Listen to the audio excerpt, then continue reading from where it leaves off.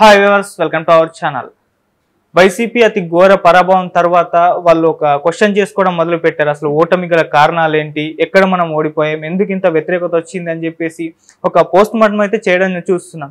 అయితే ఈ నేపథ్యంలో వైసీపీకి కానీ లేకుంటే జగన్మోహన్ రెడ్డి గారికి మెయిన్గా తెలిసింది ఏంటంటే వైసీపీపై ఇంత వ్యతిరేకత రావడానికి కారణం సజ్జల గారే అని, ఆయన కుట్రలే అని చెప్పేసి అనుకున్నారు. అందుకే ఇప్పుడు ఆయనతోనే ప్రక్షాళన మొదలు పెట్టబోతున్నారని చెప్పేసి కూడా వార్తలు రావడం చూస్తున్నాం. మరి వార్తల్లో నిజమెంతుంది, నిజంగా సజ్జల గారే ఇంత వ్యతిరేకత కారణం అయితే ఏ విధంగా అయి ఉంటుంది? సో ఇప్పుడు ఇదే అంశం మీద డిస్కస్ చేయడానికి ప్రజెంట్ మనతో పాటు జయదేవ్ గారు సీనియర్ జర్నలిస్ట్ ఉన్నారు, వారితో మాట్లాడదాం. సార్ నమస్కారం. నమస్తే సార్, ఇప్పుడు వాళ్ళు పోస్ట్ మార్టం చేసుకోవడం చూస్తున్నాం సార్. అంటే రీజన్స్ ఏంటి ఓడిపోవడానికి, ఇప్పుడు ఏం చేయాలి నెక్స్ట్ అన్న దానిపైన. అయితే ఈ నేపథ్యంలో వాళ్ళకి జగన్ గారికి మెయిన్గా సజ్జల గారే రీజన్ ఇంత వ్యతిరేకత రావడానికి అని తెలిసిందని ఇప్పుడు ఆయనతోనే ప్రక్షాళన మొదలు పెట్టబోతున్నారని వార్తలు అయితే వస్తున్నాయి. సార్ దీన్ని ఏ విధంగా చూడొచ్చు అంటారు సార్? వార్తలు వస్తున్నాయి, కొంతమంది ఓపెన్ కూడా అయ్యారుగా దీనికి సంబంధించి. ఎందుకంటే జక్కంపూడి రాజా గారు, రాజానగరం మాజీ ఎమ్మెల్యే, ఆయన ఫస్ట్ ఓపెన్ అయింది ఆయన, నాకు తెలిసి వార్తల్లోకి వచ్చినంత వరకు.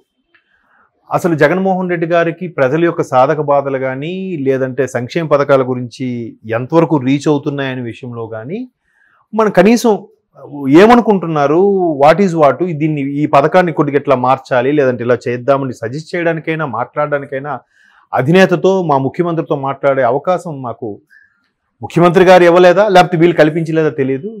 దాన్ని ప్రధానంగా అడ్డుకోవట్లుగా అడ్డుకున్నది ఇద్దరు వ్యక్తులు. ఒకటి సజ్జల రామకృష్ణారెడ్డి గారు, రెండోది ధనుంజయ రెడ్డి గారు. వీళ్ళిద్దరి వల్ల మేము కలవలేకపోయాం, 2-3 సార్లు వీళ్ళు వెనుతిరిగి వచ్చేసాం. ఇది కూడా ఓటమికి కారణమే, ఎప్పటికైనా మారాలి మా అధినేత అన్నట్టుగా జక్కంపూడి రాజా గారు ఏదో సందర్భంలో మాట్లాడినట్టుగా నేను చూశాను. ఆ తర్వాత నిన్న కరణం ధర్మశ్రీ గారు లాంటి వ్యక్తులు రీసెంట్గా వాళ్ళు కూడా ఇట్లాంటి సందర్భం వచ్చేలాగే మాట్లాడారు. అయితే ఇక్కడ మొదటి నుంచి కూడా వైసీపీ శ్రేణులు కూడా వాళ్ళు గుసగుసలుగా మాట్లాడుకున్న అంశం ఏంటంటే, పార్టీలో ఎప్పుడు నెంబర్ 1 జగన్మోహన్ రెడ్డి గారు, నెంబర్ 2 ఎవరు అని అంటే జనరల్గా కుటుంబ సభ్యులు ఎవరో ఉండాలి, షర్మిల గారు ఎవరో ఉండాలి, బట్ వాళ్ళు పార్టీ నుంచి విడిపోయి బయటికి వెళ్ళిపోయారు, అది పక్కన పెట్టండి. నెంబర్ 2గా ఎప్పుడు అంటే కుటుంబ పరంగా కానీ, రాజకీయ పరంగా కానీ, వ్యాపార పరంగా కానీ, ఆర్థిక లావాదేవీల పరంగా కానీ ఎప్పుడు విజయసాయిరెడ్డి గారి పేరు వినబడేది నెంబర్ 2గా ఎప్పుడు కూడా.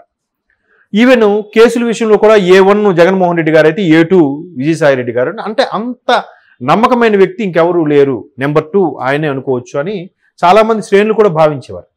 బట్ ఎప్పుడైతే విజయసాయిరెడ్డి గారు ఎంపీగా సెంట్రల్లో అటు బిజీ అయిపోవడము లేదా ఆయన కార్యకలాపాల్లో బిజీ అవ్వడము, అనూహ్యంగా ఒక మీడియాకు చెందిన వ్యక్తి సజ్జల గారు కూడా ఇట్స్ నాట్ ఆర్డినరీ పర్సన్, చాలా తెలివైన వ్యక్తి ఒక విధంగా. అంటే మన రాజకీయ పరంగా మాట్లాడుకుంటే వేరే భావం వస్తుందేమో కానీ మీడియా పరంగా ఉండే పర్సన్ కాబట్టి చాలా తెలివైన వ్యక్తి.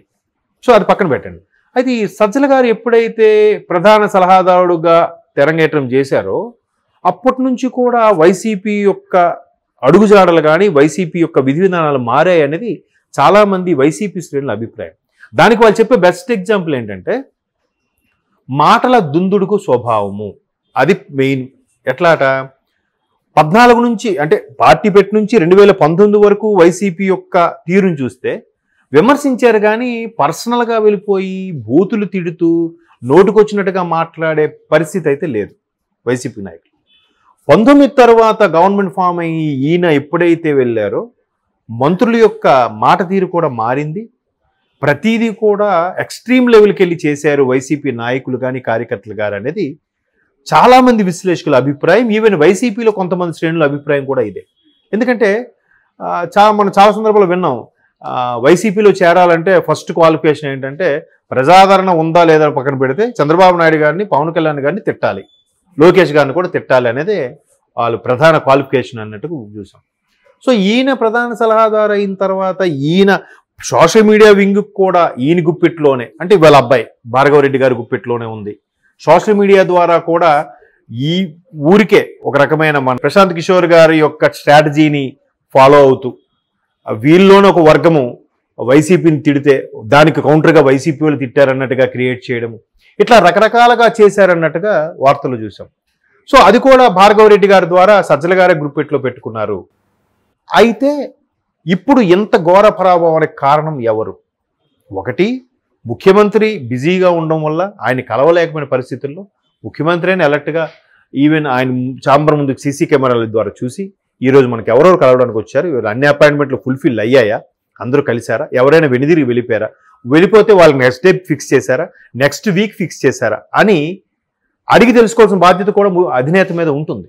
బట్ ఆయన అడగలేదో, లేదా వీళ్ళు చెప్పలేదో, లేదంటే క్యాజువల్గా వచ్చారు వెళ్ళిపోయారని చెప్పారేమో. జనరల్గా ఎలా ఉంటుందంటే రాజుగారి కన్నా రాజు పక్కన ఉన్న సైనికులు బంట్లు వీళ్ళు ఓవర్ యాక్షన్ ఎక్కువ చేస్తుంటారు. మంత్రి గారి కన్నా మంత్రి గారు అనుచరులే తప్పకుండా రాజు వస్తున్నారు ఉత్తి హడావిడి అనమాట. ఆయనేం తప్పుకోండి అంత హడావిడి ఏం చేయడు. వీళ్ళు వెనకడికి ఒక సూపర్ స్టార్ కూడా ఉండేవాడంట. పాపం ఆయన చాలా సింపుల్గా ఉండేవాడంట. నలుగురు జనాల్లో కూర్చొని భోజనాలు చేసి అంతే. బట్ ఆయన అనుచరులు మా సార్ వస్తున్నారు, సార్కి 11 గంటలకు జ్యూస్ కావాలి, 12 గంటలకి వెజిటబుల్ జ్యూస్ కావాలి, 1 గంటకి షార్ప్గా లంచ్, అది కూడా వెజ్జే ఉండాలి, 3 గంటలకి నాన్ వెజ్ పెట్టాలి, ఇట్లా వీళ్ళు బిల్డప్ ఇచ్చేవారట, వీళ్ళు తినేసేవారంట. బట్ ఆ స్టారు పట్టించుకోవడం వల్ల కొన్నాళ్ళకి ఆయన తెరమరుగు అయిపోయాడు. కేవలం వీళ్ళ వల్లే. అబ్బా హీరోని బుక్ చేయాలంటే ఆయనకి ఇచ్చే రెమ్యునరేషన్ కన్నా ఆయన మెయింటెనెన్స్కి ఇంకో ₹1,00,00,000 అయిపోతుందిరా అని దాన్ని పర్యవేక్షించి చూసుకోవాల్సిన బాధ్యత ఎవరిది? స్టార్దే కదా. కింద వాళ్ళు బదనాం చేయడం వల్ల ఆయన జీవితం ఇదైపోయింది కదా. స్టార్ ఎవరైనా అనవసరం చెప్తున్నాను. అలాగే ఇక్కడ కూడా నాయకుడు అనేవాడు వచ్చి పోయిన వాళ్ళు చూసే వాళ్ళకి పట్టించుకోవాలి, కానీ కిందోడు పంపించాడు కదా ఆయన చూసుకుంటాడని అంటే అది కరెక్ట్ కాదు. సో సజ్జల గారు అలాగ చాలా మందికి అవకాశం ఇవ్వలేదు. ఈవెన్ బాలినేని శ్రీనివాసరెడ్డి గారు లాంటి బాగా ఆప్తులు కూడా, జగన్మోహన్ రెడ్డి గారికి కుటుంబ సన్నిహితంగా ఉండే ఆప్తులు కూడా సజ్జల గారి విషయంలో ఒకానొక టైంలో అంటే చూచాయిగా విమర్శించిన సందర్భాలు ఉన్నాయని అక్కడ శ్రేణులు యొక్క మాటల వల్ల తెలిసింది. అంటే బాలినేని గారు కూడా ఒకానొక సందర్భంలో టిడ్కో ఇల్లుకు సంబంధించి ఏదో అవకతవకలు జరుగుతున్న ప్రస్తావన వెళ్ళినప్పుడు కూడా ఈయన కలిసి మాట్లాడి పంపించారు, కానీ జగన్మోహన్ రెడ్డి గారికి కలిసి అవకాశం ఇవ్వలేదు. అది జగన్మోహన్ రెడ్డి గారిని దూరం పెట్టారా, లేదా సజ్జల గారు కలవడానికి అవకాశం ఇవ్వలేదా అన్నది కూడా అప్పట్లో సోషల్ మీడియాలోగా వైరల్ అయ్యే వార్తలు. సో మొత్తం మీద సజ్జల గారు వల్ల పార్టీ కొద్దిగా ఇబ్బంది పడింది. శ్రేణులు పూర్తి స్థాయిలో అధినేతను కానీ వాళ్ళ ప్రీతమ నాయకుడిని కానీ కలుసుకోవడానికి అవకాశం లేకుండా పోయింది అనేది ఒక వార్త అయితే బాగా దావాలనలా వ్యాపించింది. సో ఇప్పుడు వైసీపీ అటువంటి వ్యక్తులను దూరం పెట్టాలి, చెక్ పెట్టాలి అనే ఆలోచన కూడా ఉందంట, ప్రధానంగా జగన్మోహన్ రెడ్డి. ఎందుకంటే జగన్మోహన్ రెడ్డి గారు మొన్న పరాభవం తర్వాత కడప వెళ్ళినప్పుడు కడపలో కొంతమంది senior aged persons Rajasekhara Reddy గారికి బాగా విధేయులుగా ఉండేవాళ్ళు, లేదా జగన్మోహన్ రెడ్డి గారి పార్టీని నమ్ముకున్న వ్యక్తులు చూచాయిగా చెప్పారట, అయ్యా మీరు కొంతమంది వ్యక్తులు మీరు దూరం పెట్టాలి, మీరు పార్టీ పెట్టినప్పటి నుంచి 2019లో గవర్నమెంట్ ఫామ్ అయ్యే వరకు మీకు కూడా ఉన్న వ్యక్తులు ఈరోజు మీకు కూడా లేరు, మీ చుట్టూ లేరు. 19 నుంచి కొత్తగా తెర మీదకి వచ్చిన వ్యక్తులు కదా వీళ్ళందరూ. 19 మంది వీళ్ళు తెర మీద లేరుగా. పార్టీలో ఉంటే ఉండొచ్చు కాక ఎంత ఫెమిలియర్గా తెర మీద అయితే లేరుగా. సో అటువంటి వ్యక్తులు మీరు దూరం చేసుకున్నారు. ఇప్పుడు 19 తర్వాత మీకు దగ్గర అయ్యేవాడిని కొంచెం దూరం పెట్టండి, 19 ముందు మీ భుజాలను మీ జెండాని భుజాల మీద మోసుకున్న దగ్గర చేసుకోండి అని చాలామంది సలహాలు ఇచ్చారట. అందులో సజ్జల గారి పేరు ఒకటి ఉంది, అవినాష్ రెడ్డి గారి పేరు కూడా కొంతమంది సజెస్ట్ చేశారట. వాస్తవం తెలీదు.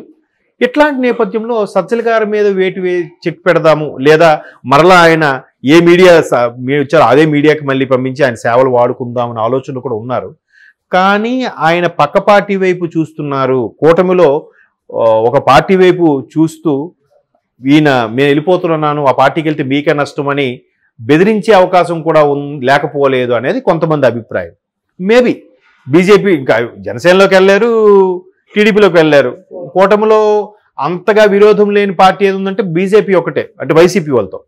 సో అటువైపు కూడా మొగ్గు చూపే అవకాశం ఉంది. అలా వెళ్తే ఇంటి గుట్టు లంకకు చేటు అన్నట్టుగా పరిస్థితులు మారొచ్చేమో అనేది వైసీపీ అధిష్టానం ఆచితూచి అడుగులు వేస్తుంది అని అయితే ప్రస్తుతానికి ఉన్న వార్తలు. ఇంకా వాస్తవం ఎంత ఉందో తెలియదు. రాబోయే రోజుల్లో క్లారిటీ వచ్చే అవకాశం ఉంది. Okay sir, thank you so much.